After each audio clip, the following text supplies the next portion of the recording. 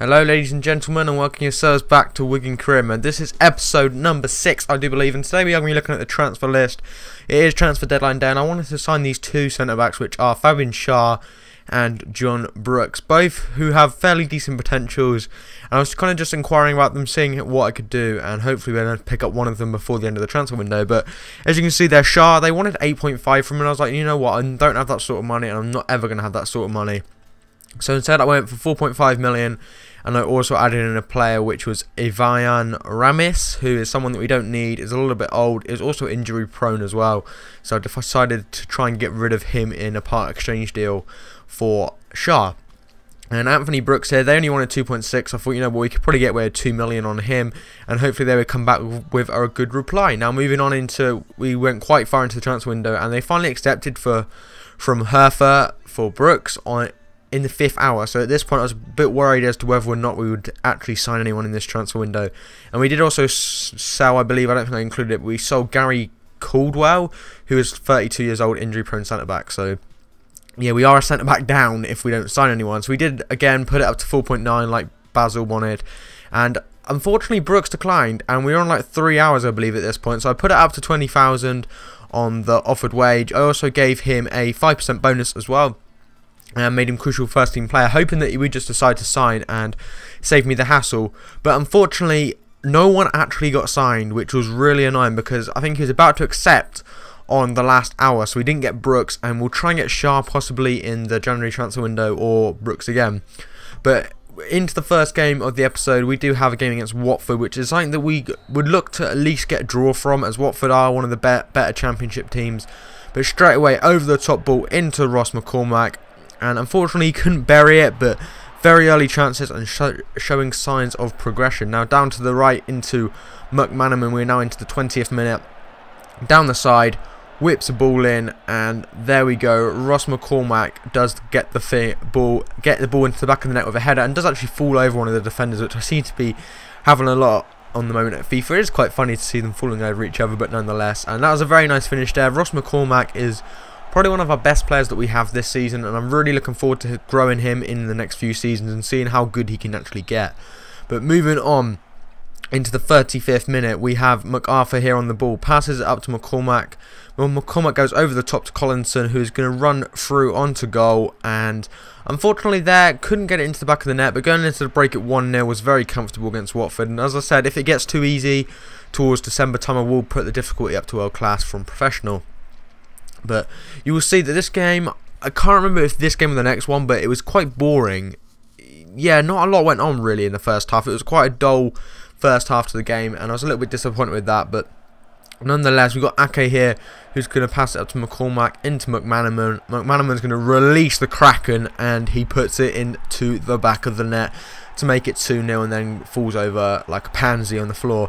But that was great, like, straight after half time, just to get straight back into the game and to go 2-0 up, and hopefully to have secured a win against Watford, which would be absolutely insane to get 3 points here and to carry on into the championship. But again, we've got a ball with MacArthur, cheeky LBY. I've been really abusing that recently, but it's a good way to try and win the game, and this season is probably the most important for us, because it's the one that we need to get, I would say, to win the title, or to at least get instant promotion. I do not want to be doing the playoffs, as I've said before, so this is really important that we do win as many games as possible and get into them instant promotion or the title spots. But here you can see in the 78th minute, Watford did have a chance. My defending was pretty on point, even though this was my first game of FIFA in a couple of days. I was doing pretty well, and you know, it was going well. That was the end of that game at 2-0, which was a comfortable result. I know it may seem a little bit unrealistic, but Wigan are one of the better teams in the championship, and I feel 2-0 is about fair and not too unrealistic to put the difficulty up just yet. And I believe that put us into like second in the table, which is absolutely awesome. And we do move it into a game against Yeovil here.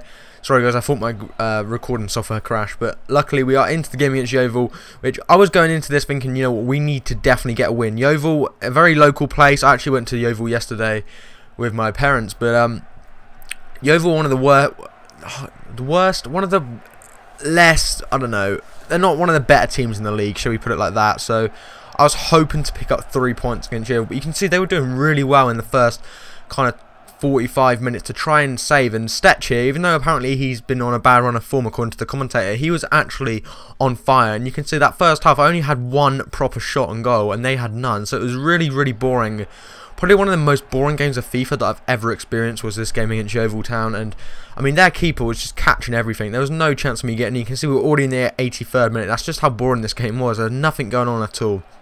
And unfortunately, there was no highlights really to show you guys what was going on. I mean, there, Al Hasby didn't even have to bother to dive to keep that out. And moving on again, Espinoza in the 88th minute, coming down the right-hand side here.